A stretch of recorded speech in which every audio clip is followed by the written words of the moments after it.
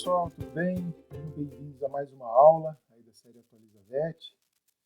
Antes da gente continuar, eu vou pedir para que você clique, se inscreva aqui no canal. A gente está já passando dos 15.400 membros, a gente espera chegar aí até o final desse ano, pelo menos uns 20 mil, então eu peço que você nos ajude, compartilhe o canal também, compartilhe esse vídeo, tá? Se você gostar, para as pessoas que possam se interessar, e aproveita, dá o like aí. Eu só preciso disso de vocês, façam com que a gente tenha um engajamento do canal para que esse conteúdo consiga chegar a mais pessoas, para a gente ativar esse algoritmo do YouTube aí e fazer com que conteúdo de qualidade chegue às outras pessoas também que se interessem por animais, especialmente o cães, que é a aula de hoje que a gente vai falar, tá bom? Então peço encarecidamente, compartilhe, curta e também comente. O comentário é muito importante. Comente o que você achou da aula, quais os problemas você encontrou, alguma informação, alguma troca de informação, que isso é importante, algum caso que você viveu, seja você médico, veterinário, clínico, algum paciente que você encontrou, alguma rotina, algum caso que você também enfrentou. Então tudo isso é muito importante para o engajamento do canal e fazer com que esse canal cresça. Por favor, peço ajuda para vocês, tá bom? Bom, a leptospirose, pessoal, a leptospirose ela é uma doença já muito conhecida, amplamente falada, seja por questões de saúde pública, especialmente em época de enchente, que a gente fala bastante, já em decorrência da questão da transmissão, que é facilitada especialmente pela quantidade de roedores, quando você tem um aumento das águas que acabam inundando redes de esgoto e justamente esses contaminantes, essas bactérias acabam entrando, tem maior projeção de contato com o ser humano e com outros animais também, Então, por isso, ele acaba sendo caracterizado também por essa questão de transmissão, principalmente pela urina dos animais aos seres humanos também, a uma doença, uma zoonose, de caráter infeccioso, tem uma ampla distribuição e que afeta grande variedade também de animais aí, e é causada por diferentes sorovários. Aqui tem um ponto-chave da doença, onde muito se estuda, é com relação a esses sorovários do gênero bacteriano do Leptospira, especialmente da espécie Leptospira. Então, em etiologia, a gente falou bastante já na introdução, que é a Leptospira interrogans, então eu vou falar especificamente dessa espécie, que é praticamente 99,% dos casos relacionados à leptospirose canina são da espécie Leptospira interrogans. O que vai variar? O sorovário, que é mais predominante.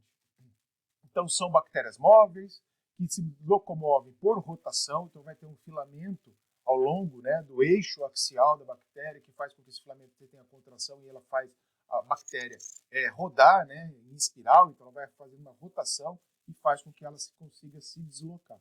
Então são bactérias finas, bastante flexíveis, filamentosas, essa flexibilidade favorece a patogenicidade da bactéria também, e vocês podem observar aqui que você tem então de 0,1 a 0,6 de diâmetro, até 6 a 12 micrômetros aí de comprimento da bactéria. Então, como eu falei, que permite a sua rotação, você tem um cilindro citoplasmático, o filamento axial central, e esse gancho terminal. Esse gancho terminal favorece muito a questão de fixação. Isso faz com que você tenha aí uma relação bastante importante para a sua patogenia. Tá? A parede celular, que é composta, tem o LPS e uma proteína mucoide, então mucopeptídeo, que faz com que você tenha alterações. Então, o LPS é um dos grandes responsáveis também com relação à antigenicidade. Mas as diferenças antigênicas, ela vem de uma lipoproteína presente no LPS, chamada LipL. Então, você tem essas quatro aqui principais, que é LipL 21, 32, 36, 41, que muitos testes diagnósticos sorológicos se baseiam para identificação também e até caracterização. No caso, os genes dessas que promovem, que fazem a síntese dessas proteínas, também são alvos para técnicas de biologia molecular também. Além disso, a gente tem na bactéria, a bactéria apresenta essas proteínas transmembrânicas, que fazem ligação da parede celular com a membrana plasmática, que é a OMP-L1 e a GSPD, que são proteínas também antigênicas que podem ser, são proteínas até mais conservadas, então podem ser utilizadas também para diagnóstico. Bom, outro ponto bastante discutido é com relação à vacina. A gente vai falar melhor disso na hora da prevenção, mas as vacinas, elas são muito importantes quando a gente fala lógico, de método de prevenção e tudo mais, mas nos estudos sorológicos também, Sempre lembrando que ainda a gente não tem uma vacina para leptospirose capaz de diferenciar um anticorpo vacinal, de formar um anticorpo com as mesmas características do anticorpo natural, mas que não tenha, não interfira no diagnóstico sorológico. Né? Então você tem outras vacinas, EMA, que são as consideradas aí, que justamente diferenciam o anticorpo vacinal do anticorpo natural, né? Para não interferir em diagnóstico sorológico. Mas no caso da leptospirose ainda não. Então essas vacinas elas estão relacionadas aos sorovários presentes nelas, que são sorovários mais prevalentes. Então, por exemplo, o que vem acontecendo? A canícula e a icteria hemorrágica, elas são sorovários bastante prevalentes há muitos anos nas vacinas comercialmente distribuídas. O que isso faz? Que você tem, logicamente, uma diminuição dos casos de leptospirose causados por esses sorovários na população de cães. Né? Por outro lado, por alguns sorovários não estarem presentes nas vacinas, porque não são as mais prevalentes, como a Australis, griptofitose, pulmona, tá? Fazem com que você tenha um aumento dos casos de leptospirose ocorrendo na população de cães. Então, todo ano, ou a cada 3, 4 anos, dependendo aí da prevalência da doença em alguns países, é feito um estudo semelhante de qual sorovar mais comum para ver se inclui ou não esse sorovar numa vacina. Então, assim, a gente observa dentro da clínica veterinária que a gente já tem há um bom tempo, né, os mesmos sorovários aqui no Brasil, né, das vacinas distribuídas aí à venda no Brasil, né, que estão aí para serem utilizadas. Então, é necessário também uma nova atualização desses principais sorovários, mas há limitações nisso, depois a gente vai falar disso, tá, na epidemiologia. Então, esses novos sorovários prevalentes, né, que são os mais prevalentes, que vêm com eles acabam determinando uma supressão vacinal. O que seria essa supressão vacinal? A vacina ela age de maneira a ponto de diminuir, por exemplo, o sorovar canícula e hemorrágica, mas logicamente pelos animais não estarem vacinados contra outros sorovários, esses outros sorovários acabam aumentando na população, né? Se acabam limitando. Porque um animal vacinado ele não vai ser fonte de infecção, ele não vai eliminar a leptospira para o ambiente. Consequentemente, você acaba diminuindo aquele sorovar no ambiente, certo? Então, essa exposição também a locais incomuns, muitas vezes a reservatórios silvestres, estão fazendo aparecer esses sorovários em populações de animais domésticos, que é o que a gente falou com relação ao contato maior que está acontecendo entre animais silvestres e com seres humanos e animais domésticos, tá? Outro ponto importante, que a gente sempre fala, logicamente, a maioria de vocês já sabe, é que o sorovar ele não tem correlação, tá? O sorovar, o sorogrupo, com a parte clínica. Muitos associavam isso na caracterização. A gente vai falar isso em epidemiologia, tá? Mas não tem, por exemplo, o sorovar canícula vai apresentar uma forma clínica da doença diferente da icteria hemorrágica.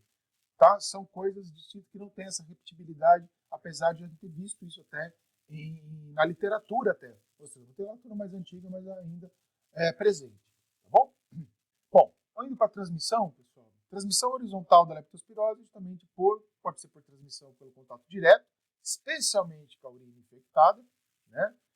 Pode ocorrer também pela transmissão venérea, pela ferida, né, de mordedura, também desses animais, né, para os cães, e ingestão de tecidos infectados, associados à caça. Né? Então, o animal, por exemplo, vendo o cão aqui com roedores e tudo mais, o instinto dele de caça e também a alimentação desses animais pode iniciar uma transmissão com sucesso. Mas a maior parte é a urina infectada. Né? A urina infectada apresenta uma grande concentração bacteriana, uma carga bacteriana alta, e isso faz com que seja um método de transmissão de maior sucesso entre cães. Tá? Pelo contato indireto, que acaba sendo mais comum pelo ambiente, então a bactéria, conforme eu falei, ela precisa de água, preferencialmente quente e parada, onde até essa bactéria ela vai encontrar quente, maior quantidade de substrato, ela vai começar a ter uma multiplicação, ela vai parar, logicamente que se esgota, não é um ambiente natural para ela a multiplicação. Ela pode até ter a formação de um biofilme. E vão os animais ali, o próprio animal a gente está vendo aqui, cheirando, bebendo, ele vai ingerir a bactéria e ter a doença. Outra questão, a bactéria pode estar presente também no solo, pH neutro e até alcalino. Isso faz com que se aumente também a capacidade de transmissão também. Tá? Além disso, nos alimentos, podendo contaminar, essa água sendo utilizada para irrigação, sendo utilizada para hortas, para cultura de subsistência, ela pode estar associada a alimentos, e essa bactéria ser também, no caso de alimento mal lavado, né, higienizado, pode ser uma fonte de transmissão. Além da transmissão horizontal, também há a transmissão vertical, por conta da transmissão placentária. Então, durante uma fêmea, né, presente, que tem a leptospira, ela pode passar para os fetos e causar infecção, e podendo ter, inclusive, logicamente, aborto até associado a isso. Em cães é mais raro disso acontecer. O problema é mais hepático e renal, e a transmissão placentária é pouco verificada, mas há possibilidade. Falando da patogenia, pessoal, a patogenia da leptospira não é uma patogenia tão complexa. Tá? Ela envolve uma soroconversão rápida, então você tem um estímulo, uma imunogênese muito grande da bactéria, e a principal porta de entrada, né, dela faz com que você tenha aí variações no período de incubação. A gente vai falar já dessa porta de entrada, qual que seria as formas, né, de entrada, de atendimento. A gente vê que ele tem um período de incubação relativamente curto. Por quê? A gente vai vendo sinais clínicos, manifestações clínicas, que a leptospirose ela é caracterizada como infecção mais aguda e até subaguda, então de evolução rápida, tá? Mas pode ser variável esse período. Então a gente pega um período de 7 dias, que pode ser um período de incubação média, ele é um período de incubação curto comparado a outras doenças que podem evoluir para 14, 20 dias, dependendo, e logicamente varia também, né? Depende do quê? Da dose infectante, da imunidade do animal. Então essa balança entre carga viral, carga bacteriana, com a carga também imunológica do animal, né? A capacidade de defesa. Se você sobressai um pouco, você tende a ter um período de incubação menor. E se você tem uma resistência, tem um período de incubação maior ou até inexistência, né? Caso seja um animal vacinado, principalmente. Quando você vê a porta de entrada, pode ser por mucosas intactas, como a própria mucosa nasal, mucosa oral, e pele escoriada. Tá? Então, animais aí em áreas alagadiças. E outro ponto que foi já identificado, animais que permanecem por muito tempo em áreas alagadas, né? Pântanos, em áreas onde você tem água parada aí, o que vai acontecendo com a pele? Mesma coisa o ser humano. Por que é tão mais comum a questão de enchente? Professor, mas às vezes você tem uma pessoa que ela não tem nenhum ferimento, e como que ela se infecta com a leptospirose? É pelo tempo alongado maior em áreas alagadas. Por quê? O que vai acontecer com a água no tecido? Você tende até um amolecimento do tecido, maior hidratação, e isso faz com que você tenha aumento, abertura de poros, que é justamente a entrada da bactéria. Ela pode ser assim. Então, o que torna uma pele, que tem uma camada ali, né, da própria queratina, que protege a produção e tudo mais, que são mais próximas, fechadas, elas tendem até dar uma maior abertura, semelhante ao que fica com uma mucosa intacta, onde você tem maior espaços entre essas células. Né? Então faz com que a bactéria, por meio de rotação, ela acaba penetrando no movimento aí de saca-rolha, passando por essa camada, dessa barreira física inicial. Tá? Entrando, o que vai acontecer? A bactéria vai cair nos vasos sanguíneos, onde ela começa a ter a multiplicação. E dos vasos sanguíneos, logicamente, ela atinge vários órgãos, principalmente rim, né, cérebro, fígado e baço, que são os órgãos praticamente mais vascularizados, além do pulmão, né? Mas são os 4 órgãos aí onde você vai ter uma maior concentração de bactérias que podem também ser sítios de multiplicação. Podem não, são sítios de multiplicação. O que determina essa primeira parte aqui da patogenia? É a disseminação da bactéria e a instalação em alguns órgãos bastante vascularizados, que vai estar relacionado com os seus sinais clínicos. Né? Além disso, durante esse período, o que a gente tem? Né? Uma inflamação nos órgãos, no endotélio, causando, né, pela leptospira, a atração, provavelmente pela própria característica imunogênica, de uma resposta imune inata no início, então células inflamatórias associadas aí a questões plaquetárias, podendo determinar uma coagulação intravascular disseminada. Então você tem a CID aí podendo acontecer, que vai, logicamente, afetar pela conta da septicemia que ocorre no animal, e tendo um quadro cada vez inflamatório disseminado, tá? Que é o intravascular. Além disso, você vai ter a soroconversão, que pode estar associando a formação de imunocomplexos com os anticorpos e a bactéria, tá? Causando danos também ao endotélio, e indo, nesse mesmo tempo, sendo bastante eliminado, especialmente pela urina. Por quê? Porque os rins, sendo um órgão bastante vascularizado, são locais de eleição aí para multiplicação também, como a gente viu aqui antes, da bactéria, fazendo com que sejam sítios de grande multiplicação e, consequentemente, caem ainda na corrente sanguínea, mas são eliminados via urina também, tá? Onde a bactéria ela consegue se principalmente multiplicar ali na parede dos túbulos renais, tá? E também do córtex. A gente vai ver isso relacionado aos achados patológicos ali também. Então, quais são os sinais clínicos? Ele está baseado no histórico, né, clínico do animal. Então, geralmente, são animais jovens, de raças grandes, que tenham acesso à rua que não são vacinados. A população maior de risco de cães é essa, né? Animal jovem ou animal mais velho também, decorrência de imunodeficiência, que não foram vacinados, que têm acesso à rua, tá? E preferencialmente de raças grandes por conta de maior tipo, maior hábito, maior alimentação também.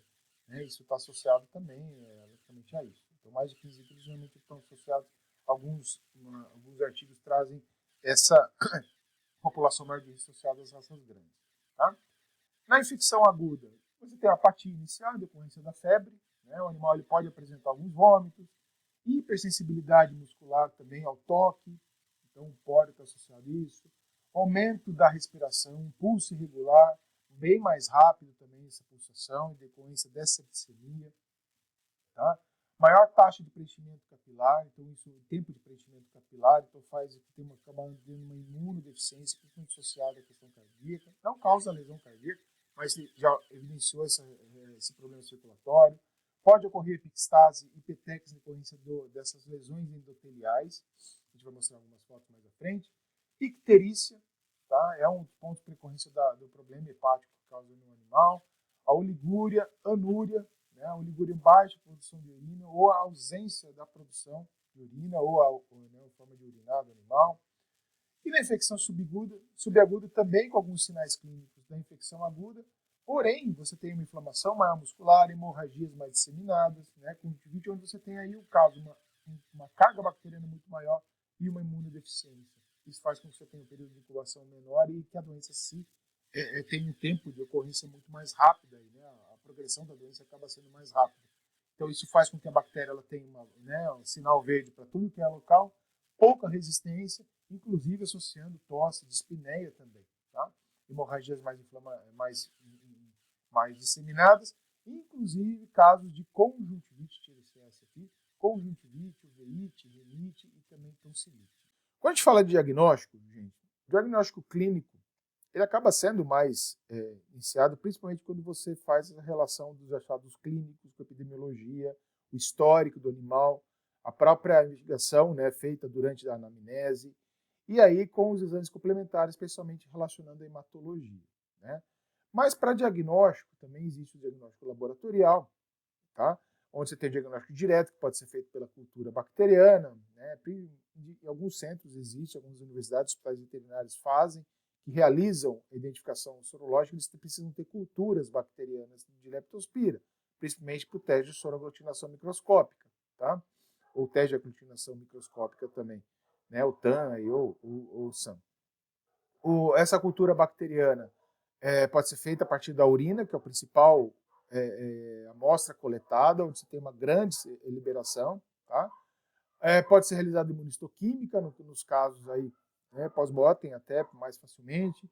A imunofluorescência direta, a partir da urina, do sangue total, tá? Ou identificação por biologia molecular, no caso a PCR, onde vai identificar, né, o gene aí, o gene não, né, vai identificar parte do código, né, o primer a ser utilizado do gene aí, codifica a proteína LIPL32, que é uma proteína do LPS, uma proteína bastante importante na imunogênese também da bactéria. Tá? Para diagnóstico indireto, existe a sorologização microscópica, que vai identificar também, é uma possibilidade, é um teste mais rico, porque vai identificar o sorovar prevalente, que está envolvido ali, uma possibilidade de infecção, ver qual soropositividade o animal tem, algum sorovar que pode estar associado a um sorogrupo, e principalmente, né, a uma característica regional ali também. Além da sorologização microscópica, você tem o ELISA para identificação de uma caracterização, ela tem quantitativa e qualitativa também. Mas a quantitativa não vai dar essa, comparado com a SAM, né, a sorologização microscópica, ela não vai determinar qual sorovar que é. Né? O exame de ELISA é mais quantitativo e qualitativo para um tipo ou de relacionado a um sorogrupo, ou mesmo para a Leptospira interrogatus, né? Independente do sorovar ali envolvida na investigação envolvido na metodologia diagnóstica, tá? Bom? Pessoal, prevenção, já indo para o final da aula, prevenção, logicamente, o que a gente fala mais, basicamente, aí são medidas gerais para diminuir os fatores de risco. Então, controle de roedores, prestar atenção nas condições ambientais. Então, em casos de épocas de grande pluviosidade, né, das enchentes, possibilidade de áreas alagadas, ele evitar o contato com isso, evitar o controle de roedores. Como você controla roedores? Deposição de lixo, entulho, né, ou seja, uma boa higiene de local. Tem animal que apresenta alguma sintomatologia clínica relacionada, que pode ser mesmo, que logicamente são sinais inespecíficos, ou que podem ser para outras doenças, isolar esse animal dos animais sadios por conta da facilidade de transmissão da leptospirose. E outro ponto também, em áreas endêmicas, realizar tratamento de humanos. Por quê? O próprio ser humano pode ser um veiculador, pode ser um transmissor da doença, por meio da urina, principalmente em áreas onde você não tem saneamento básico, né? Você tem a eliminação diretamente em fossas, céu aberto, então isso é um problema, né? Principalmente em regiões de baixa índice de desenvolvimento humano, em regiões mais carentes também, onde não tem saneamento básico, infelizmente, né? Hoje a gente chega num ponto do país você não tem 100% de saneamento básico que a população possa ter acesso, né? Isso é lamentável, é o principal investimento que você tem que ter. Mas é aquela coisa, né, gente? É a obra que não aparece. Então, esse é um problema muito grave. Tratamento do esgoto, tudo isso, logicamente, vai refletir na saúde pública, tá bom? E, logicamente, uma saúde única, né? Envolvendo aí a questão ambiental, envolvendo a questão de sanidade nos animais também, né? É o que a gente está cada vez mais crescendo, que é a questão de saúde única, né? One Health, tá bom? Então, a principal forma de prevenção é por meio da vacinação. A vacinação ela está associada, logicamente, com um foco principal eliminar os portadores, fazer com que animais que sejam hospedeiros acidentais, primários ou não, eles não tenham capacidade mais de eliminar a bactéria e se prevenir de infecções, né? Então, eliminar esse portador sintomático ou assintomático, dependendo da situação. Então, são geralmente feitas vacinas são vacinas inativadas, já bem consolidadas dentro da clínica, né, numa forma de prevenção das doenças. Então, não existe uma vacina específica para leptospirose. São vacinas, né, polivalentes para outras doenças e as mais comumente encontradas em cães, as vacinas polivalentes que são administradas ano a ano, reforçadas ali, que é o protocolo inicial vacinal.